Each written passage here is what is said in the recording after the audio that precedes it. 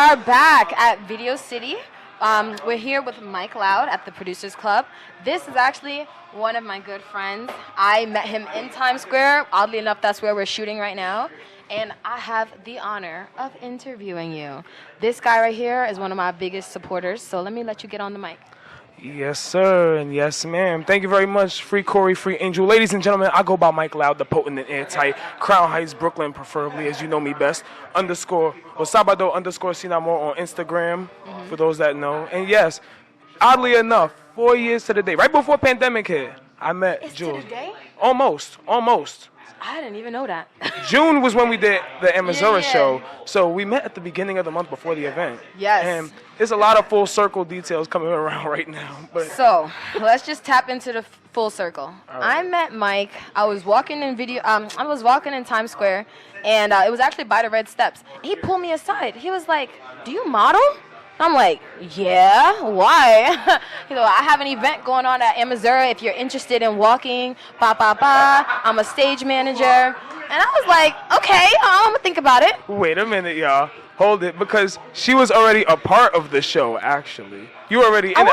Yes, you were already booked. Oh, and then I was doing flyers for everybody because I'm an artist of all trades. So not only doing artistry, I do most of the background work for shows. If you do see me as a part of one, just say hi. So, blah, blah, blah.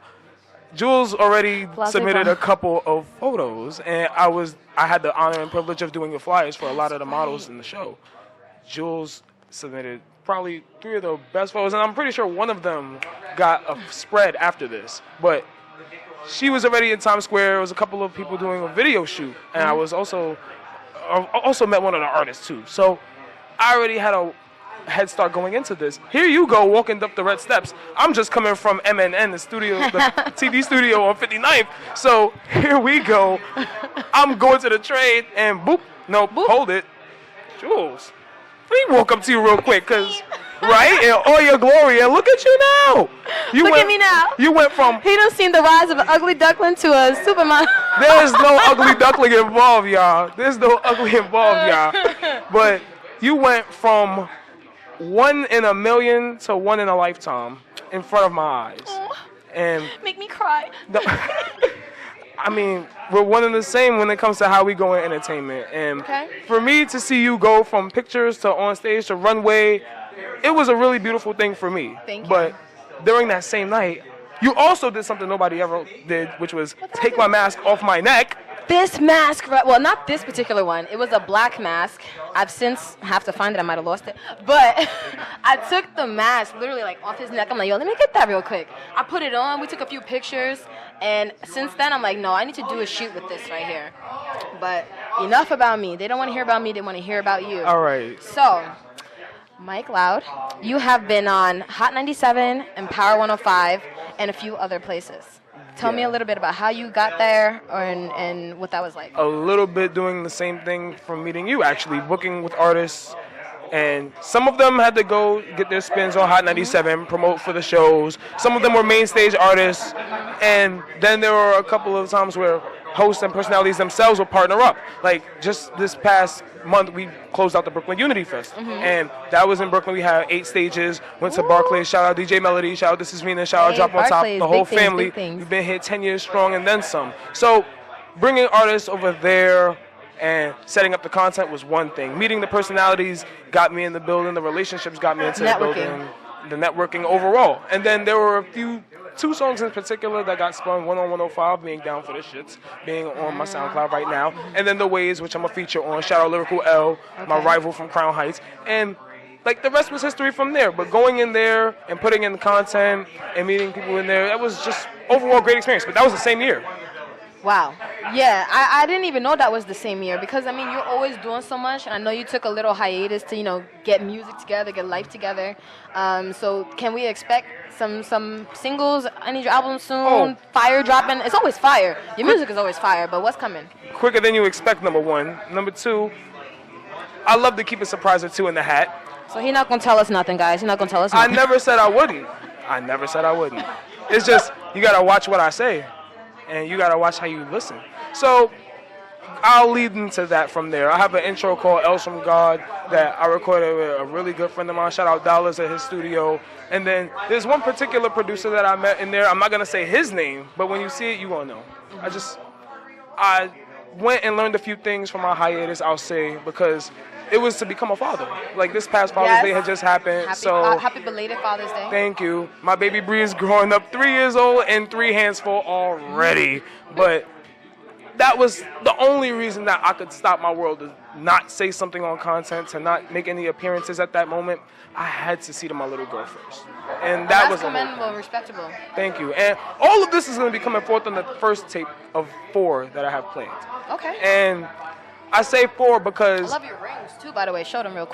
Thank you. I love them. And that's just a symbol of faith. And that's one gem of many I'm going to be dropping on this tape. So I mentioned 4 tapes because you're looking at the guy who's going to be running them all eventually. To learn the run, to learn the ropes, and then to be on the stage at the same time is not an easy deal. To any artist, to any creative that's out here doing it, it's really demanding. And you starting from model position to be a mogul-esque yourself, like, it runs the same. It's demanding on all levels. So it is very demanding. Being a creative, trying to balance paying your bills with, having the energy to be creative. I think that's a difficult thing to balance, and it's important for you to have the inspiration to keep going. And I'm sure your daughter is that inspiration to keep going. One of many, to be honest. Like, it's not many times where I could say life didn't necessarily stop me, but I had to stop myself for life. And that's one lesson that I'm going to put forth, because people tell art and expressive stories, but not many times can you say, yo, I had the W, but I had to put this one on hold. Yeah. Or I could say, yo, I worked my tail off to the bitter bone to get where I'm at right now and to get to the people and places that I've been. Mm-hmm. But even if it gives me everything, I got to put this right here and walk, because there's something else that's even more beautiful and more amazing than that. And that also gave me its own consequence. Okay. Because there was a couple of things that happened for me that year, and it felt like I walked away from it all. Ooh. And that doesn't come without a hefty price. I met you the year I would say, if I walked away from music, it would kill me. And I harbored that mindset to the fullest. Mm-hmm. Not saying that wouldn't be a bad one, but if that's not all you have to life, where's your inspiration going to come from if that's all that you have? So in my case, I done lived for music so long that I forgot how much more life has offered me without it. I like that. So whether it's someone who would trade it all or put it all on the line, I put it all on the table in the form of a mask. Because if I put it on, people can't read me.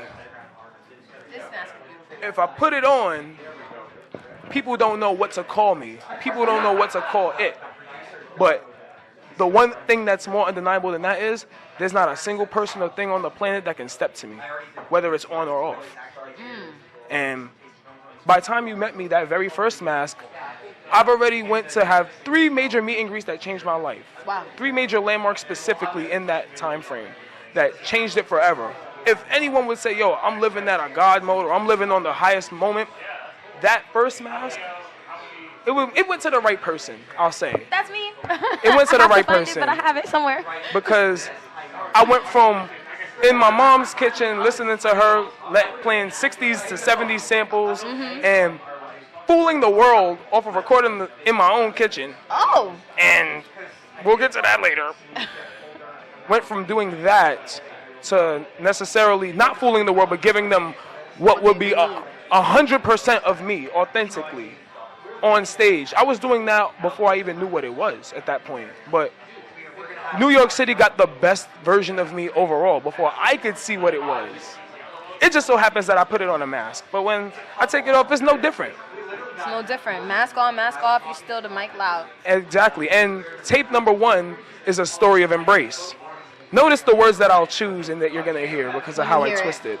So, story number 1 is a tale of how embrace can change everyone. It can change you. It could be an embrace of love. It could be an embrace of hatred. The one minute you accept that, you never know what that could do for your life. In my case, I've had to embrace the worst of a situation. I've had to embrace the highest of a situation. And sometimes they're just fleeting moments, just like that. Like I met you, and I thought it was going to be a fleeting moment. I never and then thought. we ended up. Look at this. How many shows that we done, how many calendars have we crossed out, and then how many of those events did we end up crisscrossing at? Like it's so many ways that an embrace of something can change your life, and that's why I choose to start with for everybody sitting at home, for everybody here. I choose to say and start with that. Okay. So we will wrap it up with, I want you to do a little freestyle for me, if you can, and we're going to close it out with that. If God put me on a rock, where'd it get off? So, God put me on a rock, where'd it get off? My heart tear up. People, universes will spin off. Like me, I'm just a bad A1. Call her Iverson from day one. Spinning up everybody from when day comes. Sunlight ain't nothing, but when the moonlight shines, that's when the light disappears. If you reflecting off sun, we could tell that. If you an animal in the dark, we gon' peel back. I got furs you never seen, flows you never been. I'm a Scorpio, so that means water is ever flowing and ever vessing. You never get it. I'm from a hood where you never tell it. We go and pray to God, but devils is where the settles are. Hey. It's the crown, baby. MikeLoud, free Corey, free Angel once again. My Instagram is Sabado_Sinamor. Music will be coming at all platforms. MikeLoud. And I'm Jules Alizé. We are at the Producers Club. Thank you for tapping into Video City, and thank you for coming, MikeLoud. We love having you here. Thank you for having me. What a pleasure to be here.